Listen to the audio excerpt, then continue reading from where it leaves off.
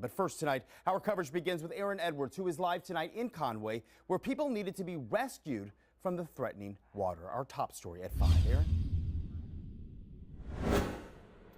Eric, Conway City officials tell me around 12 people needed to be rescued from Long Avenue today. The National Guard went door to door last night asking neighbors to prepare for flooding. The water here on Watergate Drive did rise from yesterday. As you can see behind me, this is one of several portions of Long Avenue that's closed due to flooding. He says 2 days ago there was no flooding on this road as far as he could see yet. Now the water has been slowly creeping up and it's going to continue to rise. Eric, several homes here on Long Avenue taking on water today, and the water's just getting higher and higher. And the man who built this house here says that with just a few more inches of rain, this home will be flooded. The craziest thing is that you go through these neighborhoods, and now that the debris is gone and the sandbags are gone, these houses look so normal from the outside, and then when you go inside, that's clearly not the case. Eric and Meredith, I spoke to people who live in both the Sockasty and Forest Brook areas today. Many saying they just feel helpless now because the only thing left to do is see how high the water rises. We built above the flood level, so it's kind of heartbreaking that we built it. We thought we built it correctly, and now we're on our third flood. Helen and Randy Smith live on Ed Smith Avenue, named after Randy's father. We've owned this river lot for 50 years. This is how the Smith's yard looked on Saturday. We plan on going down each day. I'm taking pictures each day. Right now, the water is about halfway up my garage doors. Just 2 days later, and we were in a paddle boat going over their driveway. Say 2.5 feet. It's about the same height now as it was during Hurricane Matthew. 2 years ago, Matthew had 30 inches of water in our home, and it was disastrous. Just the cleanup was just terrible. So it's going to get in the sheetrock that we didn't cut out the last time. We put paneling up the last time. It was easy to take down. Sheetrock is a mess when it gets wet. Neighbors say they're just glad this time around they had some time to prepare. Not a matter of if, it's a matter of when you live on the waterway. You know they're coming. They've been coming since I was a little feller. Smith says 3 people in their neighborhood first decided to try and wait out the flood, but now the water is about 3 feet into homes, so they're looking to get out. All that monetary stuff is not important. As long as you got your health to go and you're doing good. No person should lose their life in this flood, and that should be the goal of everybody. So let's just pray that that happens and that people will appreciate everybody that's coming in to help them. We're so thankful for that. It's a simple task, but one that's needed. This will be good.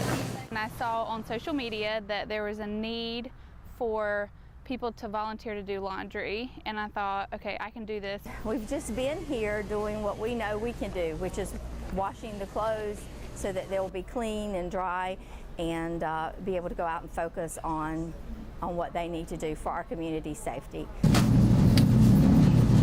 These are just a few of dozens of people who are washing clothes for those who don't have the time or resources to do it themselves. Literally just drove up here and walked in the door and said, does anybody need any laundry? And they handed me bags, and I went home and started washing. We are doing it every day of the week, 7 days a week, and we will be doing it until they're no longer here. So far, they've done more than 200 loads of laundry. So many were brought in at such a last moment that they didn't really have time to pack probably sufficiently. So some have shown up with one set of clothing or maybe 2. A lot of people thought that people stationed at the Army were local, and after talking to them, most of them were not. And you would come in to get laundry, and a lot of them would be FaceTiming their families, and you know, I'd go home and like get emotional thinking like they're doing so much for us, you know? I don't know why I'm getting so emotional.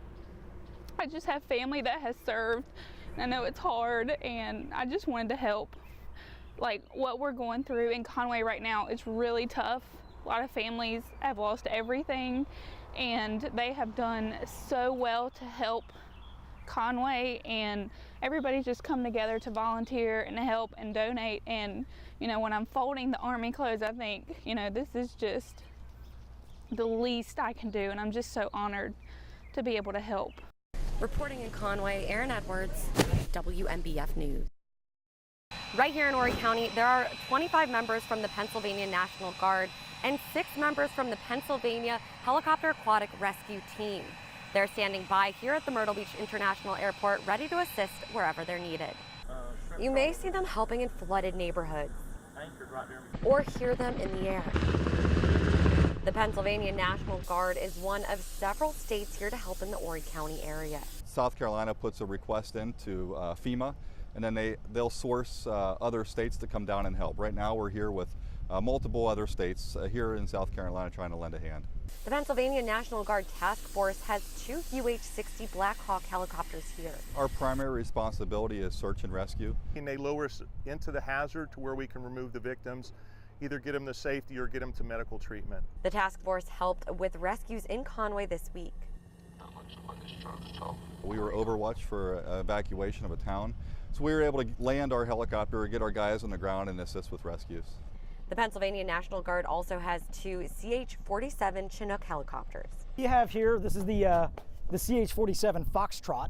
It's the latest in model of CH-47 Chinook helicopters that the Army owns. You can see right now up here these orange pieces of equipment. We are also search and rescue capable.